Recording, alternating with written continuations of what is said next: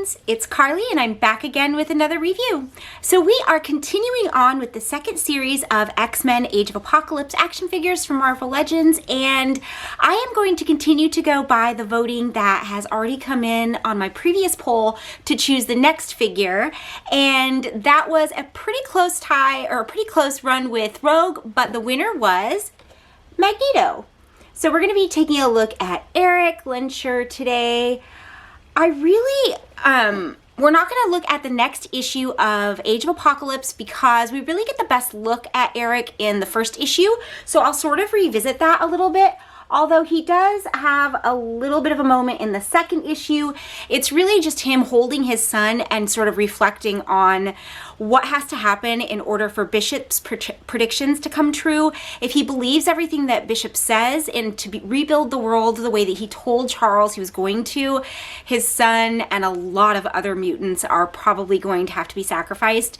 So although it sort of seems like he's taking a back seat or hiding out while everyone else is out fighting and evacuating humans and trying to stand up to Apocalypse and Holocaust, actually he is doing some of the hardest work, I think, as a leader, just sort of considering what the cost is. Like, is all of this going to be worth it in the end with everyone that they love that they will ultimately lose, with all of the people that have already been lost already, mutants and humans? So it's really kind of an emotional moment, and then we get more into the action of the story, and I'll be talking about that in my next video.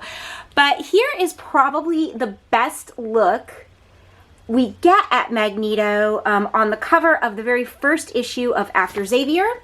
And again, I feel really, really great about what Hasbro did with this figure.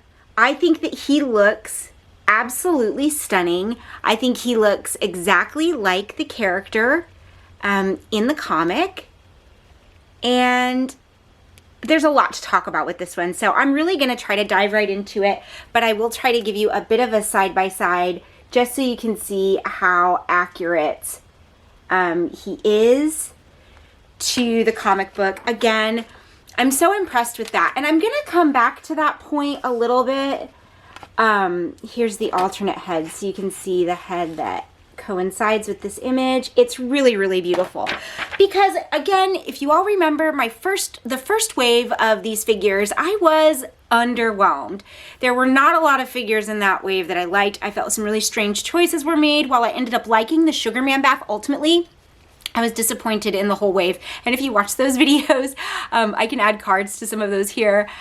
I was pretty miffed at Hasbro about the whole thing, and kind of anticipated. The reason I'm doing this a little bit later, or quite a bit later, besides my hiatus, is that I really just wasn't going to do it. I wasn't going to look at it anymore because the first ones I didn't feel like were all that great. Now, with these two figures in hand, having really looked at them, spent time with them, and digging into the book more, I'm interested in revisiting those figures, and tell me what you guys think about that, about picking up the comic, reading it in earnest, and revisiting it, because as I'm reading the story and looking at the imagery, I'm loving these figures more and more and more.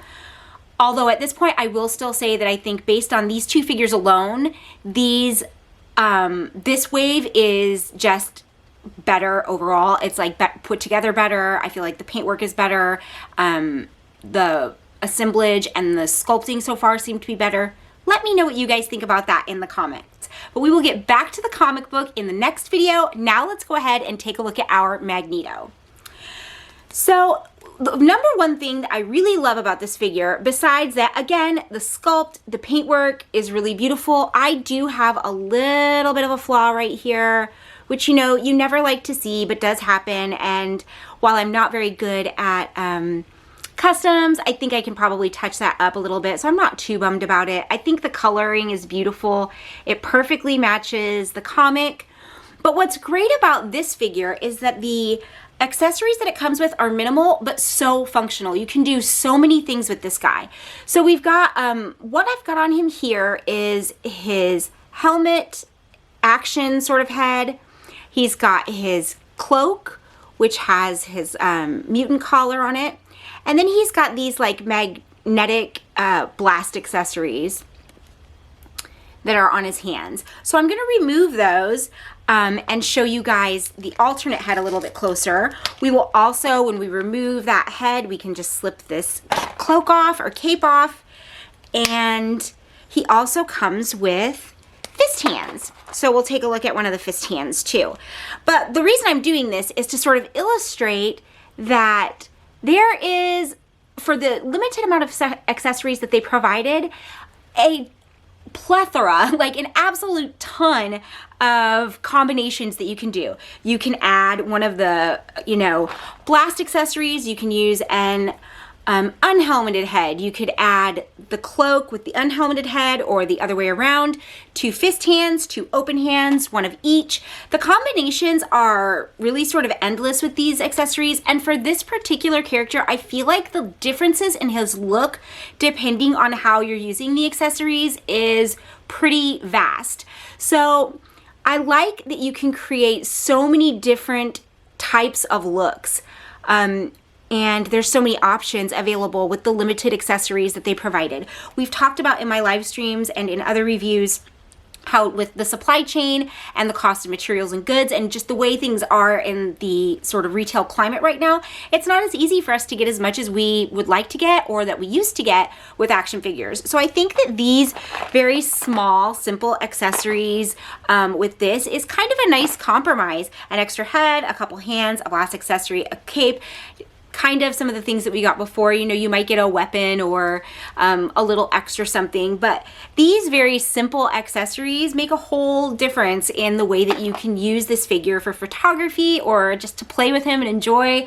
And I'm really appreciative of that, because the rest of his look is pretty simple and straightforward. He's just red and purple. We see the same sort of traditional parts that we're used to. He doesn't have the different boots that Rogue had. There's minimal sculpting on this figure. So you see a little bit on the boots there, really nothing on the belt, a little bit on his gloves. And then, of course, he doesn't, when he's not wearing the cape, he doesn't have the collar, which is a little bit unfortunate, but I guess I can understand. With these figures, I find myself wishing that the collar was a part of the sculpt on the figure rather than something that just sort of hung loose. With the Rogue action figure, because she doesn't have a cape, it sort of like bobbles and twists around and it's not very secure. So I feel like since they all have it, building it in and then maybe having the cape pegged down would have been a slightly better option.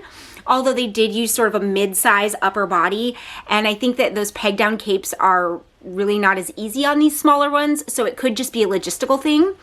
But I do regret that when he's not wearing the cape, he doesn't have his collar. Honestly, that is my only criticism of the way the figure looks. It looks exactly like it should to the comic book. I think that the eyes rolled back sort of like battle helmeted head is my favorite of the two. I really like the way that it looks, but they really didn't leave anything out as far as the way he looks in the book. And this artwork is a little bit different, but I think this is a really great image too. And it's not often that I'm impressed with packaging, so I think that's noteworthy. When we're getting into the points of articulation, they are going to be typical, the same as usual. The head is great. We have a good nod, a nice 360 turn that you guys know I always like to do, even though I never make use of it. A nice lateral lift in his arms. He's a little bit more clicky than our Rogue is, but he does have the nice turn in his bicep, a great bend in the elbow.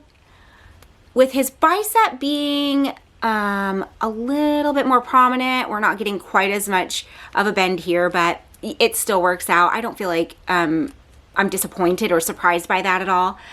And then we have a nice turning hand with both of those, the open hand here that we've got and the fist hand. Sorry about the focus. There we go. There's the open hand.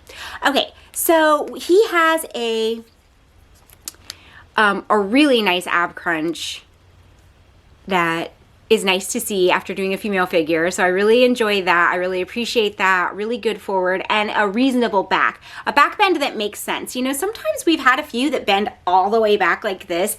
And while I do love to see flexibility, there is like sort of a reasonable range that makes sense to me. I just like it to be within the reasonable range. It doesn't need to be like wildly outside or wildly forward. Just to make poses that would make sense for the character. So I feel like this is reasonable. This is pretty good. I think you can do a lot with it.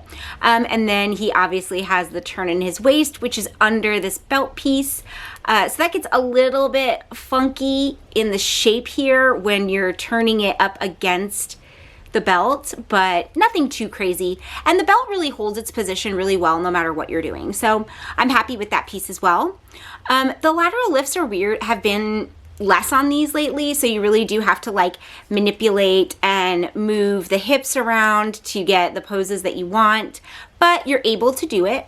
And he does have a nice thigh turn, which helps with everything. I wish that we could see it on every figure.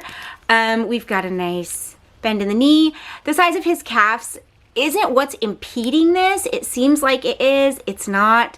There just isn't very much room in the joint here. Do you see that? So it's not normally when we're not getting like the full bend all the way up to the butt lift, it's because the calf size is too big. That isn't happening here because it's not quite getting there. It's really just something in the knee. It's a little bit, the space is looser. If you bend the knee first, the top of the knee first, the kneecap, you sort of just have to focus where you're going to be doing the bending. Focus your articulation. It's a little bit more work than I prefer, but you can still get the same range of motion out of it. He does have the, you know, my favorite, the super practical and normal boot turn, which, yes, for everyone who always comes down on me for hating this, I do understand the functionality of it, of turning the foot out. I understand why it exists. It's just something that's like, for me, weird. You know, I understand why it exists and I've made use of it myself. I just hate it. You know, some things like just don't make sense or don't rub you the right way. And this was one of those.